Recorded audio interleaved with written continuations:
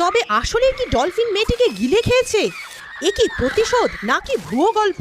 আসুন জেনে নেই ভাইরাল জেসিকার মৃত্যু রহস্য। ক্যালিফোর্নিয়ার ডলফিন ট্রেনার জেসিকা, সে একটি অর্কা নামে ডলফিনকে তার সন্তান বানিয়ে নিয়েছিল। প্রায় 10 বছর জেসিকা আর তার ডলফিন একসাথে অগুন্তি শো করেছে, হাসি মশকরা করে এবং হাজারো মানুষকে খুশি দেয়। জেসিকা তার পুরো জীবন তার দেখাশোনা ও তাকে ভালোবেসে জীবন কাটায়। কিন্তু কে জানতো যে এই ডলফিনই একদিন জেসিকাকে হামলা করবে, সবকিছু চিরজীবনের জন্য শেষ হয়ে যাবে। প্রতিদিনের মতো সেদিনও শো চলছিল।